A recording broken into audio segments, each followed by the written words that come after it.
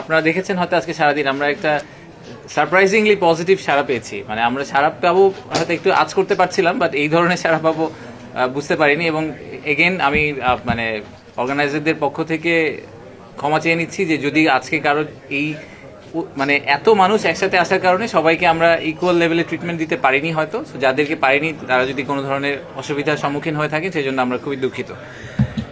আজকে দুইটা main event ছিল। আপনারা জানেন যে একটা বড় গ্রুপ, প্রায় 60 থেকে 70 জনের একটা গ্রুপ আজকে সকালবেলা বিমানযোগে চট্টগ্রাম গিয়েছে এবং সেখান থেকে তারা কোরিয়ান ইপিজেড এবং মিরেসরাইয়ের যে economic zone, national economic zone, এই দুটো ভিজিট করেছেন।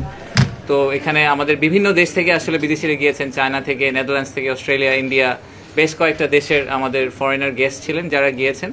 আমাদের কিছু মিডিয়ার বন্ধুরাও গিয়েছিলেন, কিছু মোমেন্টস আপনারা অলরেডি পেয়েছেন, ছবিতে ক্যাপচার করা হয়েছে। তো ওনাদেরকে আমরা অ্যাকচুয়ালি ফুল ফ্রি উইল দিয়েছিলাম যে ওনারা যে কোনো কিছু ঘুরে দেখতে পারেন, যে কোনো প্রশ্ন থাকলে ওনারা জিজ্ঞেস করতে পারেন। ওগুলো জিজ্ঞেস করেছেন, আমাদের কর্মকর্তারা ছিলেন, সেগুলোতে ওনারা সেই প্রশ্নগুলো ওনারা আনসার করার চেষ্টা করেছেন, একটা খুবই ফুল পিকচার দেওয়ার চেষ্টা করেছেন। ওখানে আমরা ভবিষ্যতে কি কি ইনিশিয়েটিভ নিতে যাচ্ছি, হসপিটাল বলি, ইউনিভার্সিটি বলি, অ্যাকোমোডেশনের কথা বলি, যা যা ধরনের আমাদের লং টার্ম যে প্ল্যানটা, যে ভিশনটা, সেটাও আমরা শেয়ার করেছি। আবার একই সাথে যেসব চ্যালেঞ্জ এর মুখোমুখি আমাদের ইনভেস্টরদের হতে হয়, টিপিক্যালি যেগুলো মুখোমুখি হয় সেগুলো নিয়েও ডিসকাশন হয়েছে। ওনাদের কাছ থেকে আমরা কিছু ফিডব্যাক নিয়েছি বোঝার জন্য যে আমরা আর কিভাবে ওনাদেরকে বেটার সার্ভ করতে পারি বা ওনাদেরকে ওই ইকোনমিক জোনগুলো বা এক্সপোর্ট প্রসেসিং জোনে ল্যান্ড করতে হেল্প করতে পারি। সো এটা আমাদের প্রথম প্রোগ্রামটা এখনও চলছে। ওনারা চিটাগাংয়ে আছেন। আমাদের আজকে রাতের একটা ফ্লাইট যোগে এই ফুল গ্রুপটা, 70 জনের গ্রুপটা আবার ঢাকায় ফিরে আসবেন, যাতে ওনারা আগামীকালকে আগামীকালকে বিভিন্ন প্রোগ্রামে পার্টিসিপেট করতে পারেন। আর একই সাথে আমাদের ইন্টারকন্টিনেন্টালের স্টার্ট আপ কানেক্ট যে ইভেন্টটা হলো, বেশ বড় সড়ো করে আমাদের স্টার্ট আপ কমিউনিটিকে কভার করার জন্য সারাদিনের লম্বা ইভেন্ট। আমার জন্য, আমি প্রথম প্যানেলটাই ছিলাম, সো আমি ফুল ডিটেলটা হয়তো বলতে পারবো না, ওটার জন্য আমি ফাইজ ভাইয়ের সাপোর্ট নিব। বাট আমার কাছে যেটা খুবই ওভারওয়েলমিংলি ভালো লেগেছে সেটা হচ্ছে যে শুধু ঢাকা থেকে স্টার্ট আপরা আসেনি। আপনারা দেখবেন যে সমগ্র দেশ থেকে, আপনি যদি এখানে অনেকের সাথে কথা বলে থাকেন তাহলে দেখবেন যে দেশের বিভিন্ন জায়গা থেকে আসলে স্টার্ট আপরা এসে অংশগ্রহণ করেছে স্বতঃস্ফূর্তভাবে। সেটা আমাদের জন্য একটা বড় পাওয়া। প্রায় 1500-র বেশি উদ্যোক্তাদেরকে আজকে আমরা এখানে পেয়েছি এবং প্রায়, if I understand it right, প্রায় 25টার চেয়েও বড়, বেশ বিদেশি গ্লোবাল বড় ভেঞ্চার ক্যাপিটাল ছিলেন, তাদেরকে অনেকে আজকে পিচ করার সুযোগ পেয়েছেন। একই সাথে অনেকগুলো প্যানেল হয়েছে যেখানে খুবই ইন্টারঅ্যাক্টিভ একটা ডিসকাশন হয়েছে, সেখান থেকে বোঝার চেষ্টা করা হয়েছে আর কি করলে সরকার এবং আমাদের যে স্টার্ট আপ কমিটি আছে তারা একসাথে কোলাবোরেট করে কাজ করতে পারে। তো আমার পার্সোনাল একটা টেক, সেটা হচ্ছে যে স্টার্ট আপ ইকোসিস্টেমটাকে বিল্ড করার জন্য আসলে আমাদের সরকার থেকে স্টার্ট আপ কমিউনিটির কথাটা শুনতে হবে। আমরা সবসময় একটা ওই যে ওয়ান ওয়ে কমিউনিকেশনের দিকে চিন্তা করি যে আমরা বুঝতে পারছি যে কী করতে হবে। আসলে সত্যি কথা যে স্টার্ট আপে স্পেসে যারা কাজ করেন তারা আমাদের চেয়ে অনেক বেটার জানেন, অনেক বেটার বুঝেন। সেটা বিদেশি বিনিয়োগকারীদের কথাই বলি আর আমরা আমাদের লোকাল যারা উদ্যোক্তা আছেন তাদের কথাই বলি। এনারা সবাই আসলে এই ইকোসিস্টেমে অনেক বেশি ইন্টিগ্রেটেড। তো ওনাদের ইন্টিগ্রেটেড ফর্মটার সাথে আমাদেরকে ওনাদের সাথে পার্টনার করতে হবে। তো সেটা আমার পার্সোনাল টেক। বাট আমি একটু ফাইজ ভাইকে বলবো যে আজকে সারাদিনের প্রোগ্রামটা যদি আরেকটু ডিটেলে আপনি বা কোনো ধরনের ডিসিশন হয়ে থাকলে বা ডিক্লারেশন হয়ে থাকলে সেটা যদি একটু শেয়ার করেন। Thank you. জি, থ্যাংক ইউ আশিক ভাই। আর আমি শুরুতেই আমাদের মাননীয় প্রধান উপদেষ্টার কার্যালয়, অফিস, বিডা এবং আইসিটি ডিভিশনকে ধন্যবাদ জানাই এরকম একটা সাকসেসফুল প্রোগ্রাম উপহার দেওয়ার জন্য। শুরুতে আমাদের ধারণা ছিল পার্টিসিপেশন আনুমানিক 1000-এর কাছাকাছি হবে, কিন্তু আমরা ওভারওয়েলমলি হাই পার্টিসিপেশন পেয়েছি। প্রায় 1500-র বেশি অ্যাটেন্ডি আছে, 70টার বেশি এক্সপার্ট স্পিকার আমরা পেয়েছি আজকে। 3টা প্যারালাল সেশন চলছে, আপনারা যদি খেয়াল করে থাকেন 3টা প্যারালাল হলে প্রোগ্রাম চলছে। 25টার বেশি ফরেন এবং লোকাল ভেঞ্চার এখানে পার্টিসিপেট করেছেন, যাদের ইস্টাবলিশড ভেঞ্চার ক্যাপিটাল ফার্ম আছে, এবং একই সাথে 15টার বেশি ইনডেপথ সেশন ফোকাস ডিসকাশন হয়েছে। তো প্রথম যে সেশনটা ছিল আজকে সকালে, সেটা ছিল আমাদের স্টার্ট আপ বাংলাদেশের পক্ষ থেকে কিনোট স্পিচ। তারপরে আমরা এখানে আমাদের বাংলাদেশ ব্যাংকের, কেন্দ্রীয় ব্যাংকের governor doctor Ahsan H Mansur উপস্থিত ছিলেন, এবং পরবর্তীতে আমরা দেখেছি যে ইনভেস্টমেন্ট, প্রথম যে সেশনটা ছিল সেটা স্টার্ট আপ বাংলাদেশের পক্ষ থেকে একটা কিনোট স্পিচ দিয়েছেন স্টার্ট আপ বাংলাদেশের একজন বোর্ড অফ গভর্নেন্স মেম্বার। সেখানে উপস্থিত ছিলেন বিডা চেয়ারম্যান, বাংলাদেশ ব্যাংকের গভর্নর, আইসিটি সচিব এবং আমি উপস্থিত ছিলাম। এরপরে যে সেশনগুলো হয়েছে সেখানে মূলত ইনভেস্টমেন্ট এবং স্টার্ট আপ সেন্ট্রিক সেশনগুলো হয়েছে। যেমন একটা সেশন হয়েছে হোয়াই ইনভেস্ট ইন বাংলাদেশ, যে বাংলাদেশে ইনভেস্টমেন্টের অপরচুনিটি কি এটা তুলে ধরা হয়েছে। তারপর হচ্ছে বিল্ডিং ইনভেস্টেবল বিজনেস, যে স্টার্ট আপদেরকে গাইড করার জন্য যে কিছু রোড ম্যাপ এবং কিছু নার্সিং প্রিন্সিপাল তুলে ধরা হয়েছে। এবং তারপরে ফান্ড রাইজিংয়ের কিছু পদ্ধতি বাতলে দেওয়ার জন্য আমরা একটা সেশন করেছি, সেটা হচ্ছে fund raising in the new era adapting to market shifts, এটা একটা। আর তারপর আরেকটা হচ্ছে যে finding the right problem to solve the DNA of high growth startups. মূলত স্টার্টআপগুলোকে কিভাবে, তাদের চ্যালেঞ্জগুলোকে কিভাবে মোকাবেলা করতে হবে, বা তারা কি ধরনের চ্যালেঞ্জ মোকাবেলা করছেন, এই ধরনের মানে ফোকাসড সেশন হয়েছে আর কি।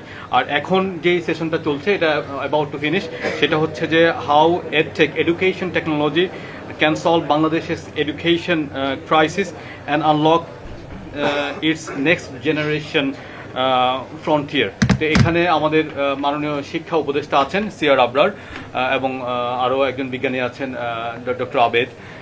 সবাই মিলে এখানে মেটা রিপ্রেজেন্টেশন আছে বাংলাদেশের বিভিন্ন এডটেক কোম্পানি, যেমন শিখো, 10 মিনিট স্কুল, ওনারা এই সেশনটা কন্ডাক্ট করছেন আর কি। আচ্ছা, তো সকালে আমরা শুরু করেছি, আমরা ইনসেপ্টার যে ওনার আছেন, তো তাদের যে সেকেন্ড জেনারেশন নাবিলা, উনি নতুন একটা স্টার্ট আপ শুরু করেছেন, এবং সেই স্টার্ট আপের মাধ্যমে উনি বাংলাদেশি স্টার্ট আপদের জন্য $1 মিলিয়ন ডিক্লেয়ার করেছেন। এবং এই ফান্ডটা ওনারা ইকুইটি ফান্ড এবং গ্র্যান্ট এবং ইকুইটি ফান্ড উভয় হিসাবে, এবং লেন্ডিং, এই তিনটা ফর্মের যে কোনো একটা ফর্মে দে আর ওপেন, যে কোনো ফর্মে তারা এটা বাংলাদেশি স্টার্ট আপদের জন্য ব্যয় করবেন। আমরা এটাকে অত্যন্ত আন্তরিকভাবে স্বাগত জানাই, কারণ হচ্ছে স্টার্ট আপ বাংলাদেশের মাধ্যমে যেই ফান্ডিংটা এসেছে, আমরা দেখেছি প্রায় 76% হলো foreign venture capital. So Bangladeshi কোম্পানিগুলো যদি বাংলাদেশে ফান্ডিং করে, তাহলে এটাকে আমরা অত্যন্ত সাধুবাদ জানাই। আমি মনে করি যে বাংলাদেশ ব্যাংক রিসেন্টলি যেই পলিসিগুলো নিয়েছে, আপনারা খেয়াল করেছেন যে প্রথমবারের মতো বাংলাদেশ ব্যাংক সিগনিফিক্যান্টলি একটা আউটবাউন্ড ট্রানজ্যাকশনের, ফরেন কারেন্সি ট্রানজ্যাকশনের একটা উইন্ডো ওপেন করেছে। এবং একই সাথে স্টার্ট আপ বাংলাদেশের যে আমাদের যে স্টার্ট আপগুলো আছে, তাদের মধ্যে একটা বড় দাবি ছিল যে শেয়ার শপিং। তো বাংলাদেশ ব্যাংক এই বাধাটাও সরিয়ে দিয়েছে, অর্থাৎ স্থানীয় যারা স্টার্ট আপ আছে, তারা যদি দেশের বাইরে যদি কোনো স্টার্ট আপ বা কোম্পানির শেয়ার ওন করেন, তাহলে এখন থেকে তারা শেয়ার শপিং করতে পারবেন। আর এর বাইরে আমাদের বাংলাদেশ ব্যাংকের গভর্নর দুটা প্রমিনেন্ট ডিক্লারেশন দিয়েছেন এখানে। সেই দুটা ডিক্লারেশন হচ্ছে যে আমরা দীর্ঘদিন ধরে বাংলাদেশ ব্যাংকের কাছে বিভিন্ন কমার্শিয়াল ব্যাংকের, বাণিজ্যিক ব্যাংকের যে স্টার্ট আপ ফান্ডটা ছিল, জমা ছিল, সেটা লিবারালাইজ করতে বলেছে আর কি। তো বাংলাদেশ ব্যাংকের গভর্নর আজকে ডিক্লেয়ার করেছেন যে এই ফান্ড অফ ফান্ডের প্রায় 800 কোটি টাকা ওনারা আগামী এক সপ্তাহ থেকে এক মাসের মধ্যে ওনারা উন্মুক্ত করে দিবেন। আর এর বাইরে আরেকটা ডিক্লারেশন ছিল, সেটা হচ্ছে যে 400 কোটি টাকা একটা ফান্ড, যেটা বাংলাদেশ ব্যাংকের নিজস্ব তহবিল আছে। এই তহবিলটা বলেছেন যে ডেপ্ট কিংবা ফাইন্যান্সিং যে কোনো একটা ফান্ডিং মডেলে স্টার্ট আপের জন্য উন্মুক্ত করা হবে, এবং এটা এখন থেকে আগামী কয়েক মাসের মধ্যেই করা হবে। তো সর্বশেষে বাংলাদেশ ব্যাংকের গভর্নর একটা বার্তা দিয়েছেন এরকম, যে বাংলাদেশ ব্যাংক এমন কোনো পলিসি বা এমন কোনো পলিসি ব্লকেটকে অ্যালাউ করবে না যেটা স্টার্ট আপদের ফান্ডিং অ্যাক্সেস টু ফাইন্যান্সকে বাধা দেয়। অর্থাৎ যে নতুন একটা পলিসি বাংলাদেশ ব্যাংক একটা পলিসি রোডম্যাপে যাচ্ছে, যেই রোডম্যাপে এখন থেকে অ্যাক্সেস টু ফাইন্যান্স খুবই ইজি হয় এবং ফান্ডগুলো মোবিলাইজ করে। এর বাইরে তৃতীয় আরেকটা ডিক্লারেশন এসেছে, সেটা হচ্ছে যে আপনারা জানেন জাইকা এবং বাংলাদেশের সাথে স্টার্ট আপ বাংলাদেশের জন্য ফান্ড অফ ফান্ড একটা আলোচনা দীর্ঘদিন ধরে চলছিল, যে সরকার বাজেট সাপোর্ট থেকে, জাইকা থেকে বাজেট সাপোর্টের যেই টাকাটা পায়, সেই টাকার একটা অংশ স্টার্ট আপদের জন্য ফান্ড অফ ফান্ড হিসাবে বিনিয়োগ করার জন্য ইআরডি এবং ফাইন্যান্স মিনিস্ট্রির সাথে আইসিটি মিনিস্ট্রির একটা দীর্ঘ আলোচনা হচ্ছিল এবং আজকে সকালে আমাদের ফাইন্যান্স সচিব ফাইন্যান্স সেক্রেটারি উনি আমাদেরকে জানিয়ে একটা পজিটিভ নোট দিয়েছেন যে খুব দ্রুতই এই ফান্ডটাও মোবিলাইজ করবে। তো সব কিছু মিলে আর সকালের প্রথম সেশনে আমি একটা জিনিস উল্লেখ করতে চাই, আমাকে প্রশ্ন করা হয়েছিল যে ইন্টারনেট বন্ধ বিষয়ে। সেখানে আমরা 4টা সুস্পষ্ট পজিশন আমরা জানিয়েছি যে আমরা আসলে ইন্টারনেট বন্ধ বিষয়ে কি করছি। যে মাননীয় প্রধান উপদেষ্টা বলেছেন যে আসলে যাতে কোনোভাবে ইন্টারনেট বন্ধ না করা হয়, এবং আমরা দেখেছি যে জুলাই গণঅভ্যুত্থানের সময় যে ইন্টারনেট বন্ধ হয়েছে সেখানে আমাদের ফ্রিল্যান্সাররা, আমাদের ব্যবসায়ীরা এবং ক্ষতিগ্রস্ত হয়েছেন, রেমিটেন্স ফ্লো কমেছে এবং একই সাথে বাংলাদেশের ব্যাংকিং যে ইন্টারন্যাশনাল ক্রেডিট রেটিং সেই ক্রেডিট রেটিংয়ে অবনমন হয়েছে। তো সেখান থেকে আমরা শিক্ষা নিয়ে আমরা চাচ্ছি যে আমরা ঘোষণা দিয়েছি সকালের সেশনে যে আমাদের বর্তমান সরকার কখনোই ইন্টারনেট বন্ধ করবে না এবং আগামী সরকার যাতে ইন্টারনেট বন্ধ করতে না পারে সেজন্য আমরা সব ধরনের ব্যবস্থা নিচ্ছি। এই ব্যবস্থাগুলোর মধ্যে 4টা আমরা উল্লেখ করেছি। একটা হচ্ছে যে আমরা এই সপ্তাহে বা আগামী সপ্তাহে যে আমরা সাইবার সেফটি অর্ডিন্যান্সটা পাস করব, সেখানে আমরা ইন্টারনেটকে নাগরিক অধিকার হিসাবে স্বীকৃতি দিয়েছি, যেটা আমাদের ইনভেস্টরদের একটা বড় ধরনের দাবি ছিল। আরেকটা বিষয় যে মন্ত্রণালয় থেকে ইন্টারনেট বন্ধের ব্যাপারে একটা স্ট্যান্ডার্ড অপারেটিং প্রসিডিওর বা এসওপি ছিল, সেটা আমরা বন্ধ করে দিয়েছি। তারপরে তৃতীয় বিষয়টা ছিল এরকম যে আমরা যখন স্টারলিংক রেজিস্ট্রেশনের জন্য আমরা একটা এনজিএসও গাইডলাইন করেছি, সেই গাইডলাইনেও আমরা সরকারকে ইন্টারনেট বন্ধ করার মতো কোনো প্রভিশন রাখিনি, অর্থাৎ কোনো সুযোগ রাখিনি। আর সর্বশেষে 2001 টেলিযোগাযোগ আইনের যেই ধারা ইন্টারনেট বন্ধ বা গেটওয়ে বন্ধ করা যায় সেটা সংশোধন করে আমরা এমন একটা স্টেজে নিয়ে যাচ্ছি যেখানে ভবিষ্যতে কোনো সরকার ইন্টারনেট বন্ধ করতে পারবে না। অর্থাৎ এই যে আমাদের বিনিয়োগকারী এবং স্টার্টআপদের যে একটা ইন্টারনেট বন্ধ বিষয়ক যে কনসার্ন, এই কনসার্নটাকে আমরা সুস্পষ্টভাবে অ্যাড্রেস করার চেষ্টা করেছি। ধন্যবাদ। Thank you. আমরা আরো কয়েকটা 5-6টা কোশ্চেন নিব। প্লিজ কোশ্চেনগুলো ইনভেস্টমেন্ট সামিট সম্পর্কে হতে হবে, এর বাইরে কেউ কোশ্চেন করবেন না প্লিজ।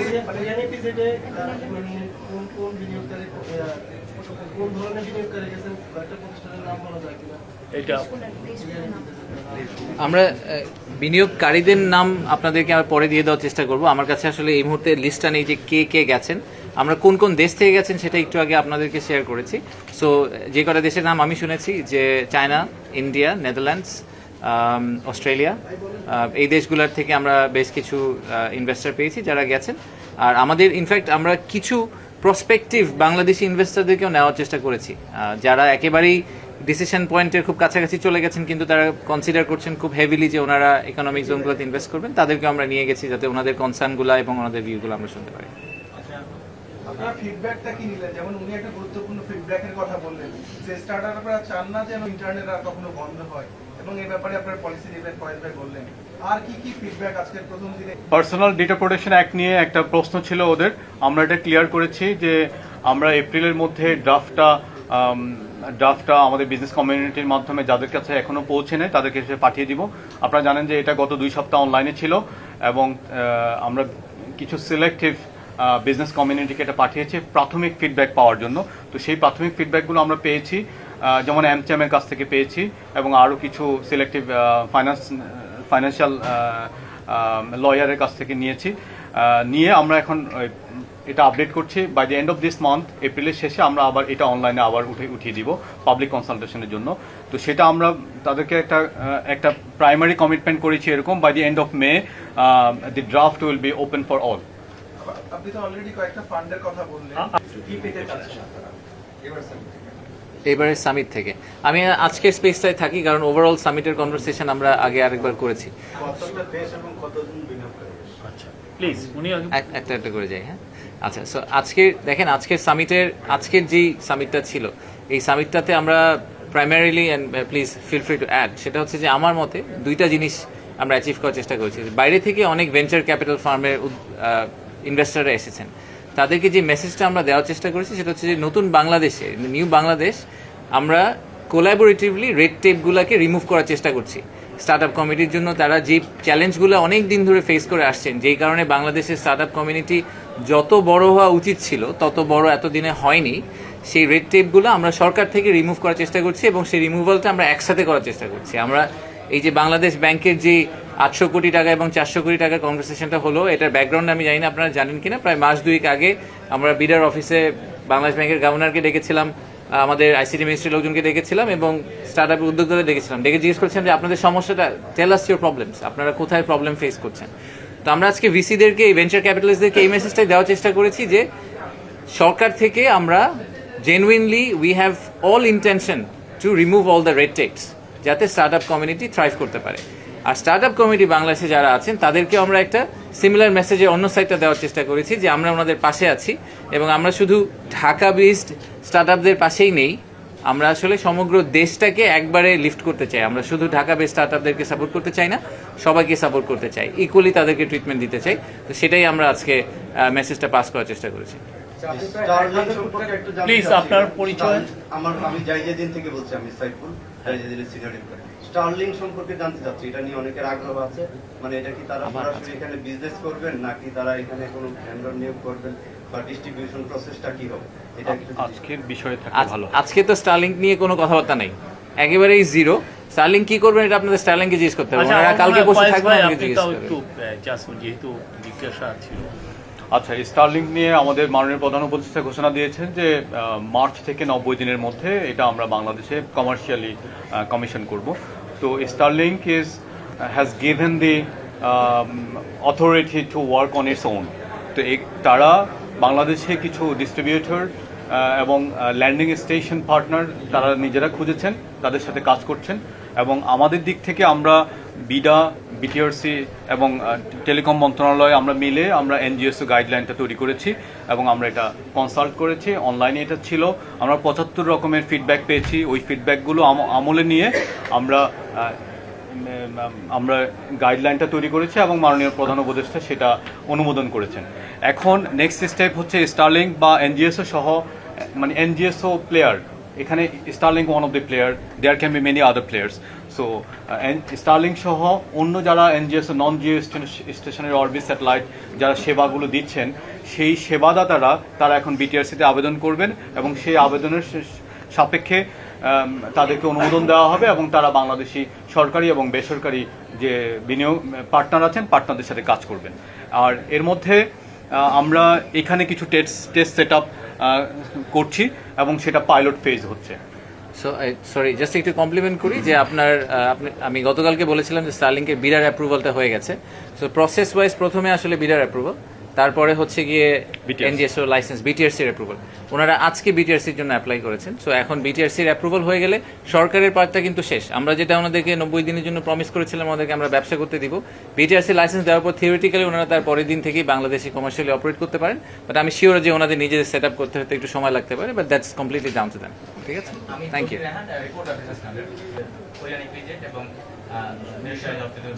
আপনি কি এক্সপেক্ট করতেছেন যে এখানে তারা কি বিনিয়োগ করবেন? আপনি এর আগে জানিয়েছিলেন যে যারা ফ্যাক্টরি সেট আপ একটা মনস্থির করতেছে তারাই যাচ্ছে, আপনি কি আশা করতেছেন? আর বাংলাদেশে কেন এফডিআই আসবে, এটা আপনার কি মনে হয়? মানে আপনাকে আমি জিজ্ঞেস করি, বাংলাদেশে এফডিআই কেন আসবে না? আসবে না কেন? এখন যে চ্যালেঞ্জ আমাদের প্রতিযোগী দেশগুলো দেখেন, তার মধ্যে করে যে আমাদের প্রতিযোগী দেশ আরো ভালো বেটার অপরচুনিটি পাবে। আমাদের যে ম্যান পাওয়ার যেটা আছে এটা একটা বড় অ্যাডভান্টেজ, আপনি বলেন আমরা যেটা জানি, বাট স্কিল ম্যান পাওয়ার গ্যাপটা থাকে। যেখানে এখন ওই যে ট্যাম্প ইস্যু চলে আসছে, সেখানে ট্যারিফ চলে আসতেছে। তারপরে আচ্ছা আচ্ছা ঠিক আছে, প্লিজ উনি কোশ্চেন করলো তো। একটা কোয়েশ্চেন আনসার করি। হ্যাঁ, আচ্ছা, প্রথমত হচ্ছে যে ওনাদের কাছ থেকে আজকের ট্রিপ থেকে আমাদের কি এক্সপেকটেশন? আমাদের ট্রিপ থেকে এক্সপেকটেশন হচ্ছে ওনারা ট্রিপ থেকে এসে একটা কনফিডেন্স পাবেন যে, আমি আগেও বলেছি যে ইনভেস্টমেন্ট ডিসিশন ওভারনাইট হয় না। ওনারা হয়তো বাংলাদেশ নিয়ে চিন্তা করছেন, তাই ওনারা বাংলাদেশে এসেছেন। ওনারা এই ট্রিপ করে কালকে সকালে গিয়ে কন্ট্রাক্ট সাইন করবেন, আমি এটাও চাই না। ওনারা একটা পজিটিভ আউটলুক নিয়ে ফেরত যাবেন, ওনারা হেড অফিসে যাবেন, হেড অফিসে গিয়ে কনসাল্ট করবেন, ওনারা বলবেন যে আমি ফিজিক্যালি দেখে এসেছি, জায়গাটা কাজ করছে। আমাদের টার্গেট হচ্ছে যে এই 60-70 জন যারাই গেছেন তাদেরকে আমরা ইন্ডিভিজুয়ালি ট্র্যাক করবো এখন থেকে, বিডার থেকে, যে আমরা প্রত্যেকের সাথে একটা যোগাযোগ রাখবো আগামী 6 মাস 12 মাস, চেষ্টা করবো এটাকে অ্যাকচুয়াল ইনভেস্টমেন্টে ম্যাটেরিয়ালাইজ করার জন্য, নাম্বার 1। আর বাংলাদেশে কেন এফডিআই আসবে, এটার অনেক বড় আনসার আছে, বাট কস্ট অ্যাডভান্টেজ সবাই বলে যে আমাদের চিপ লেবার। আমি জাস্ট এই পয়েন্টটা একটু ঠিক করে দিতে চাই, সেটা হচ্ছে যে ট্রু আমাদের প্রোডাক্টিভিটি ইস্যু আছে, কিন্তু আমাদের লেবার ট্রেনেবল, সেটা গার্মেন্টস ইন্ডাস্ট্রি খুব ভালো করে প্রমাণ করেছে যে ট্রেনেবল। আর দ্বিতীয় হচ্ছে যে আমাদের কস্ট অ্যাডভান্টেজটা শুধু লেবারে না, আমাদের কাছে একটা টেবিল আছে, আমি আপনাদের সবাইকে কোনো এক সময় শেয়ার করে দিব। ভিয়েতনাম, কম্বোডিয়া, থাইল্যান্ড, আমাদের যেগুলো কম্পিটিটিভ কান্ট্রি, তাদের পানির দাম, ইলেকট্রিসিটির দাম, গ্যাসের দাম, জমির দাম, এই সবগুলা কিন্তু মোস্ট কেসেসে বাংলাদেশের চেয়ে অনেক বেশি। দুই একটা ক্ষেত্রে ইন্দোনেশিয়া আমাদের সমান, বাকি সবগুলা দেশে এই প্রত্যেকটা ইউটিলিটির price is actually much higher than Bangladesh. So as a package both financial and non physical যে বেনিফিটগুলো আমরা প্যাকেজ হিসেবে প্রোভাইড করি, এটা আসলে অন্য যে কোনো দেশের সাথে কম্পিটিটিভ। যেই জায়গাটা আমরা ফেল করি সেটা হচ্ছে ইনভেস্টর যখন আগ্রহ দেখায়, তারপরে তাকে ল্যান্ড করানোর একটা প্রসেস আছে, সেই প্রসেসটাতে তাকে আমাদের একটু হ্যান্ডেল করতে হবে, তাকে কমফোর্টটা দিতে হবে, কনফিডেন্স দিতে হবে যে আমরা যেটা প্রমিস করেছি সেটা আমরা ডেলিভার করতে পারবো। ওই জায়গাটায় গিয়ে আমরা ফেল করি বলে অনেকে কনফিডেন্স না পেয়ে ফাইনালি বাংলাদেশে ইনভেস্ট করে না। So we need to figure out যে ওই জায়গাটাতে আমরা কিভাবে সরকার থেকে সাপোর্ট দিতে পারি যাতে ওনারা বাংলাদেশে ইভেন্চুয়ালি রান করেন। আমার নাম মনিরুজ্জামান। শুধু ঢাকায় সীমাবদ্ধ না, সারা দেশেই আপনারা ছড়িয়ে দিতে চান। আজকে যে $1 মিলিয়ন প্রতিশ্রুতি পাওয়া গেল, এটা বন্টনের ক্ষেত্রে কবে নাগাদ এটা বন্টন করা হতে পারে এবং প্রক্রিয়াটা কি, কারা এটা সুযোগ পাবে, আপনাদের কোনো এটা নীতিমালা থাকবে কিনা বা কিভাবে এটা বিতরণ করা হবে? দেশের 5টা বিভাগে ন্যাশনাল ইয়থ সামিট করেছে এবং প্রতিটা বিভাগ থেকে আমরা দুজন স্টার্ট আপকে পিক করেছি আর কি। তো আমরা এই যে ইনিশিয়েটিভটা আমরা এটা কন্টিনিউ করব। এখন থেকে আমরা আমাদের ইউনিভার্সিটি অ্যাক্টিভেশন প্রোগ্রাম আছে, সেই প্রোগ্রামগুলো আমরা সচল করব এবং সচল করে এই ইউনিভার্সিটি অ্যাক্টিভেশনগুলো আইসিটির অধীনে 2টা দপ্তর আছে যারা প্রি-সিড স্টার্ট আপ নিয়ে কাজ করে, আইডিয়া এবং যারা অ্যাক্সিলারেশন ফেজ এবং ভিসি নিয়ে কাজ করে, সেখানে স্টার্ট আপ বাংলাদেশ। সো এই দুটোর মাধ্যমে আমরা বাংলাদেশের প্রত্যেকটা ইউনিভার্সিটির যারা ইনোভেশন ক্লাব আছে তাদেরকে রিচ করার চেষ্টা করব। তো এটা হচ্ছে একটা প্রসেস এবং প্রতিটা ইউনিভার্সিটি থেকে আমরা ক্যান্ডিডেট পিক করব, স্টার্ট আপ পিক করব। আর দ্বিতীয় যে বিষয়টা আছে সেটা হচ্ছে স্টার্ট আপ বাংলাদেশের একটা প্রতিষ্ঠিত ওয়ার্ক প্রসেস আছে যে আমাদের যারা ভিসি ফান্ড পেতে চান তারা যদি সারা বছর ব্যাপী অ্যাপ্লাই করতে পারেন। তো যখন অনেকগুলো অ্যাপ্লিকেশন জমা হয় তখন আমরা পিচিং সেশন অ্যারেঞ্জ করি এবং সেখানে স্টার্ট আপ বাংলাদেশের বোর্ড এবং গভর্নর্স, যেখানে সরকার এবং সরকারের বাইরে অন্যান্য স্টেক হোল্ডাররা আছেন, তাদের সামনে পিচিং করা হয়। পিচিংয়ে সেখানে কিছু স্কোরিং ক্রাইটেরিয়া আছে, স্কোরিং ক্রাইটেরিয়া যারা পাস করেন তাদেরকে এই ফান্ডগুলো বরাদ্দ করা হয়। সো আমরা এই যে প্রক্রিয়াটা বেগবান করবে এবং এই প্রক্রিয়াটাতে চলমান থাকবে। সেক্ষেত্রে যারা এই পিচিংয়ে পাস করবেন তাদেরকে দেওয়া হবে, আপনার ফান্ডিং অ্যাক্সেস টু ফান্ড দেওয়া হবে, আর একই সাথে ইউনিভার্সিটি অ্যাক্টিভেশন থেকে যারা আসবে তাদেরকেও ফান্ড দেওয়া হবে। ধন্যবাদ। আমি মিজান, আমি ডেইলি অবজারভার আছি। একটু নাম্বারটা বলে দেব, কত দেশ এবং কতজন একটা প্রশ্ন ছিল এখানে, আমার নাম আবির। দাঁড়ান একটা প্রশ্নের দিকে আচ্ছা, এখানে একবার আসতেছি। জি, আপনি আবার বলেন একটু। এটা বলছিল তো প্রথমে একবার। প্রায় 25টা দেশ থেকে 70 জনের বেশি বিনিয়োগকারী এসেছেন আজকের জন্য, জি আজকের জন্য, আজকের জন্য শুধু স্টার্ট আপের জন্য 25টার বেশি দেশ থেকে 70 জনের উপরে বিনিয়োগকারী এসেছে। ঠিক আছে। হ্যাঁ, বল। আপনার কাছে আমার একটা প্রশ্ন, আমি আবির, এখন টিভিতে কাজ করছি। এটা শেষ হওয়ার পরে একটা ব্রিফিং করব অন্য একটা বিষয়ে, জাস্ট ওনাদেরকে আগে। এখানেই করবেন তো? হ্যাঁ, এইখানেই করবো, ডোন্ট ওয়ারি। আমরা জানি আপনি কি জিনিস। অভিনন্দন, আপনি প্রতিমন্ত্রী মর্যাদা পেয়েছেন। এটা তো আমাদের রেসপন্সিবিলিটি এবং চ্যালেঞ্জ এবং এক্সপেকটেশন বাড়লো, আর তো খুব একটা লাভ হলো বলে মনে হয় না। জি, ধন্যবাদ। একটা বিষয় আমি মনে করি যে কোরিয়ান ইপিজেড নিয়ে একটা গল্প ছিল, আপনারা জানেন। তা প্রায় 15-20 বছর তারা সাফার করেছেন। কোরিয়ান ইপিজেডের বিষয়টা কিভাবে সলভ হলো আমি আশিক চৌধুরীকে বলবো যে একটু আলোকপাত করতে। আচ্ছা, ধন্যবাদ। আই থিঙ্ক শফিক বেনবিতে কোরিয়ান ইপিজেডের যে চেয়ারম্যান, উনি একটা নিজের থেকে একটা কমেন্ট্রি করেছেন যে উনি মনে করেন বাংলাদেশে ইনভেস্ট করা উচিত আমাদের। তো এটার ব্যাকগ্রাউন্ডটা এরকম যে আমরা যখন যেদিন আমি প্রথম জয়েন করি তার পরপরই ওই দিনই আসলে কোরিয়ান ইপিজেডের চেয়ারম্যান উনি এসেছিলেন। উনি এসে বললেন যে দেখো, বাংলাদেশে আমি পার্সোনালি, সে বাংলাদেশের সাথে খুবই ক্লোজ, বাংলাদেশের ব্যাপারে তার প্রচুর আগ্রহ, কিন্তু বাংলাদেশ তাকে যেভাবে ট্রিটমেন্ট করেছে এটা অনেক ক্ষেত্রেই আসলে তার কাছে মনে হয়েছে যে এটা ফেয়ার ছিল না। এরকম একটা গল্প আছে। উনি আমাকে নিজেই বললেন যে স্যামসাংকে উনি বাংলাদেশে অলমোস্ট নিয়ে চলে এসেছিলেন, যে স্যামসাংয়ের $22 বিলিয়ন একটা ইনভেস্টমেন্ট যেটা ভিয়েতনামে গিয়েছে 2012-13 সালের দিকে, ওই ইনভেস্টমেন্টটা বাংলাদেশে হওয়ার কথা ছিল। তো উনি যখন বাংলাদেশে এটাকে নিয়ে আসলেন, তো কোরিয়ান ইপিজেডের যে জমি সংক্রান্ত কিছু বিষয় আছে যে মিউটেশন রিলেটেড, যেটা তখনকার যে পলিটিক্যাল আউটফিট ছিল ওনারা মনে করেছিলেন যে এইটা আপাতত কোরিয়ান ইপিজেডকে দেওয়া যাবে না, এটা ওনাদেরকে একটু ঝুলিয়ে রাখতে হবে, তো ওনাদেরকে মিউটেশনের কাগজপত্র দেওয়া যাবে না। স্যামসাং যখন তাদের ডিউ ডিলিজেন্স করার চেষ্টা করলো তখন দেখলো যে জমির কাগজপত্র নাই, তো বললো আপনি এটা কবে দিতে পারবেন? তুমি বললো যে আমি বলতে পারি না আপনাকে আমি কাগজপত্র কবে দিতে পারবো। And that's how Samsung decided to move out of Bangladesh. এরকম অনেক ইনসিডেন্ট আছে, আমাদের অনেকে আসতে চেয়েছেন, তাকে আমরা এই সাপোর্টটা দিতে পারিনি। তো উনি এসে বলেছেন যে আমাকে বছরের পর বছর ধরে এরকম করা হচ্ছে, বলা হচ্ছে, তাহলে তোমরা যদি আমাকে রাইট টুলগুলো দিতে পারো তাহলে আমি আরও ইনভেস্টার নিজেই আনতে পারবো।